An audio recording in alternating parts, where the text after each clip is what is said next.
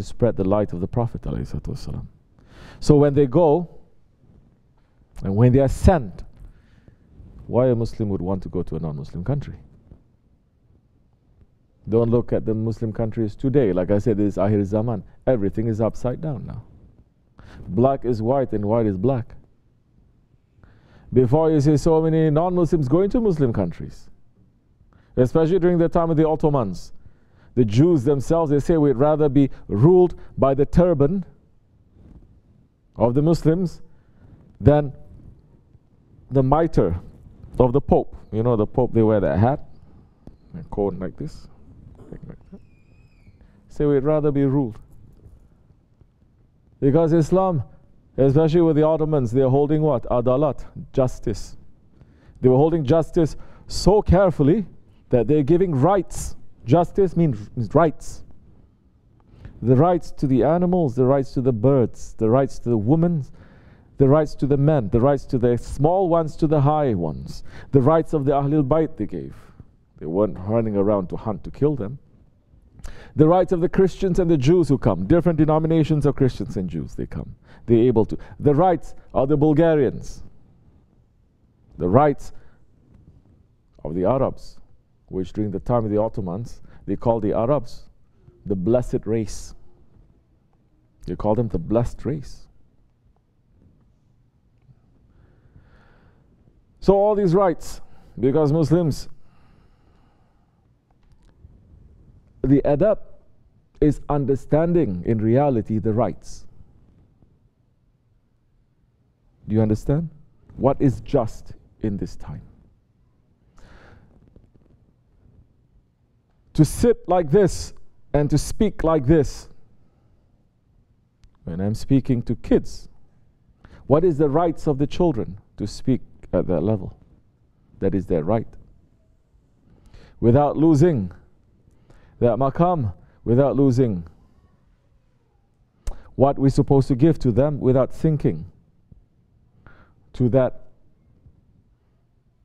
like today's people, level of foolishness. When you're in front of a person who has higher authority than you, what is their rights? You have to show them a different kind of respect. When you're with women, what is their rights? It is a different kind of respect. When you're with rulers, a different kind of respect. When you're with teachers, a different kind of respect. When you're with sheikhs, a different kind of respect. Awliya, a different kind of respect. This is their rights. This is adab. Correct? It is to know right, to be adil, to be just. Man, it is inside of them to know this.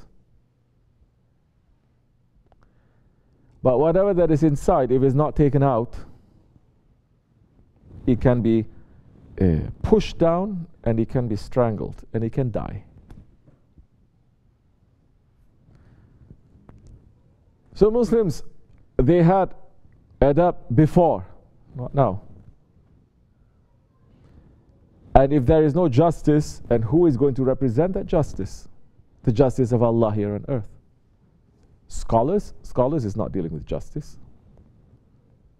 Awliya Allah, they have a different work to do.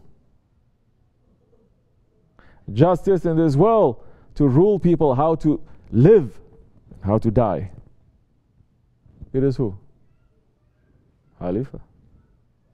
With the Khalifah, there's going to be justice. Without the Khalifah, it is justice, each according to his own self, according to his own head, according to his own nation, own family, own ideology, own history, own type of wealth. That is the justice they're going to follow. But everyone is claiming we're following justice from the Quran and the Hadith. Every single group. So without the Khalifah, there is no adab. Because there is no justice anymore. And justice, one of the things that Hazrat Jibreel is going to lift in the last days. Knowledge is lifted, rahmat is lifted, justice is lifted. So now, what happened to the Muslims now in this age? Oh, they have Islam. But there is no justice. That's why Muslims can sit. And I'm talking about Muslims here, I'm talking about the leaders who have the power and the authority and the resources and everything. That's why they can sit and they can see children dying. And they're not moving from their golden seats. That's why they can sit and they can see Muslims being burnt alive, but they're not moving. Because they don't want to lose their wealth and their influence. Because they have been bought. Because these are the ones who are saying, we are going to rule, not the Khalifah. Show one single Muslim leader who says we have to bring the Khalifah back. They don't dare. So in this Akhir Zaman, it is not now about titles anymore and labels anymore. It is between believers and unbelievers.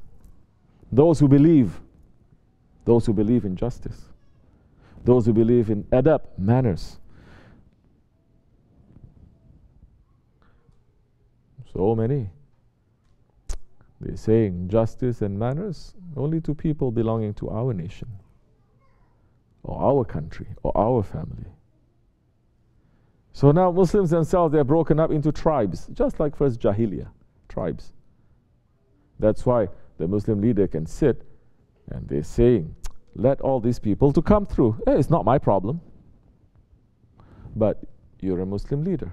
It's a Muslim country. And these are Muslim people. They're going there and they're going to get shot. They're going to go back and they're going to get killed. Let them to go through. It's not my problem. You see? Everyone becomes tribal again. Finish. There is no Islam now. So now the believers are those who believe that regardless of how we are, what we believe in, there are certain basic things, basic rights. And they live according to that. Because this is Akhir Zaman. Because who is going to give us that justice? Who is going to give us, to show us those manners, if it's not from the Holy Prophet ﷺ? But so many non-Muslims, they are waking up. Why are they waking up? Because they're discovering the world. They're waking up and they're saying, this world now,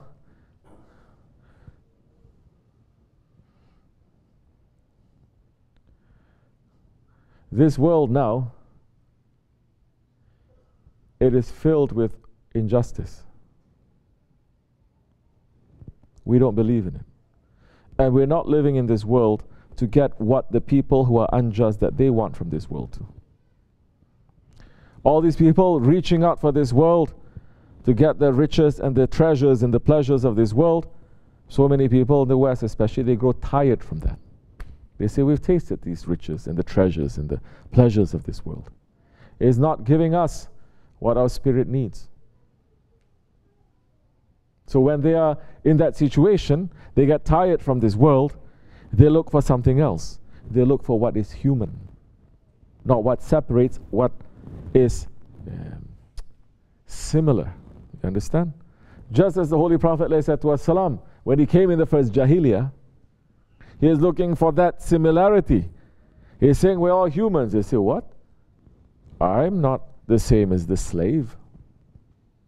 Those ones from his own family are saying. He's saying black and white, they are the same?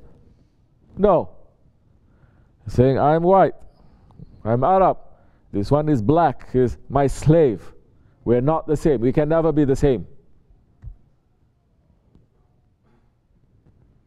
And he's saying all the different tribes, you are the same. All the sons of Adam, you are the same. So people rebel against him because of that. They say, what, you're going to make all of us to sit next to each other to be the same? No, we are not. They rebel and they fight against that. They lost. Prophet ﷺ is saying in the Hujjatul Wada, the last sermon that he gave, no Arab has superiority to a non-Arab, and non-Arab has a superiority over an Arab except taqwa, except the one who is obedient to Allah subhanahu wa ta'ala. That one is higher. So in the past, people were looking for that, taqwa. These days, Muslims are not looking for taqwa. They're saying, we already have Islam. What do you mean taqwa? We already have taqwa. Khalifah? Khilafat? What? What is that? We are fine. Just we need to unite. Unite for what? Unite under what?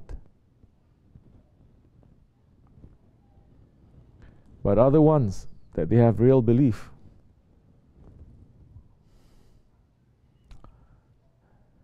now they're saying there is something very wrong in this world. And we feel it too. Of course there are exceptions. There are exceptions, Muslims who are awliya Allah, of course there are. So many who are looking. But for the majority, they say don't. Don't even. Even if there are people coming up, they say this is injustice. The ones in power says don't speak. Sit down. Don't enter into politics. Because Islam is not politics. Allah, Allah. Politics is politics. Islam is Islam. Allah, Allah. Where you learn that from? In Islam, Islamic history, there is a separation of church and state. Holy Prophet ﷺ, he came just to teach people individually how to be a good person. He came and he shook the foundations of Arab culture that was established for thousands of years. He changed everything. He changed the social order. People, they're belonging to tribes. He changed all of that. No, no, you're no longer tribal. Now you're under al-Islam. Now, yes, the black and the white, the red and the brown, you're all the same.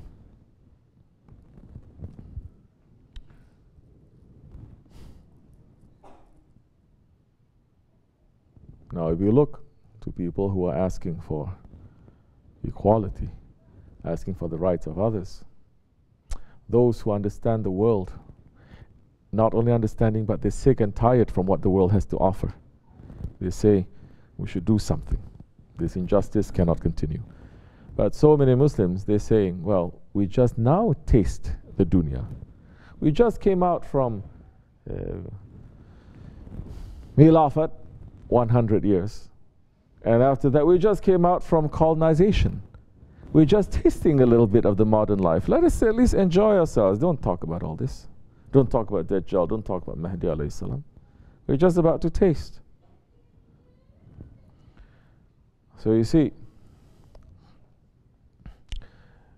without those ones who are representing the Prophet alayhi wasalam, without the Khilafat and without the awliya Allah, you can never learn adab. Impossible.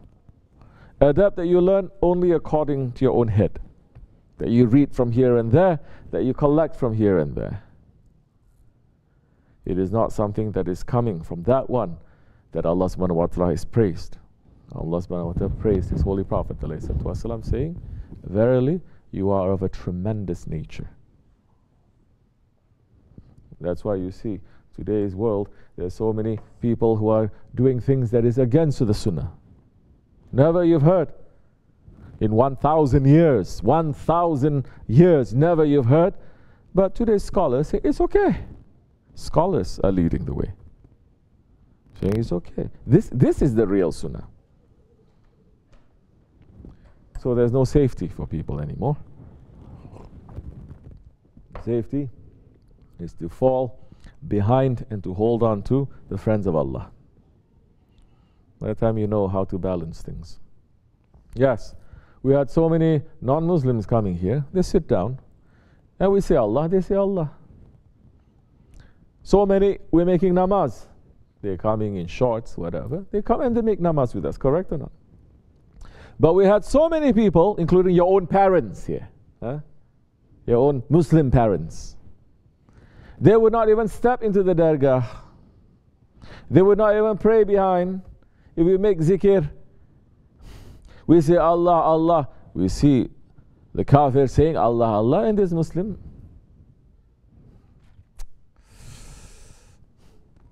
They're not even saying, there's no permission given to them too much maybe. But because they block their hearts, they block their own hearts. until they remove that, not even the prophets they're given permission. Because prophets, they cannot enter where the door is not going to open when there is no permission. So, unbelievers, they know this world a little bit better. Muslims, they think this world is going to last forever now, hoping that it will last forever. The respect is coming from the Spirit. I remember Shaykh Efendi when he went to the prayer vigil. This is about the time that we go to the prayer vigil. Prayer vigil for the earth. We went there for 7 years straight. I remember the first or the second time we went, and it was early morning, and we were sitting down, and they were having a pipe ceremony. Shaykh Efendi was like, Subhanallah, how they show respect, he says, even to those things that they have adab. If you have adab, you think it's so difficult for them to have Islam? No. You don't have adab, you have Islam, you don't have adab. One day, you're going to lose that. Because like what we said before, in the divine presence, nothing is admitted except for manners. Nothing. And if you come to divine presence without manners, you're declaring yourself Allah in front of Allah subhanahu wa ta'ala. Wa min Allahu tawfiq al-Fatiha. Allah forgive you and bless you, inshallah. Right. Tamam. Any other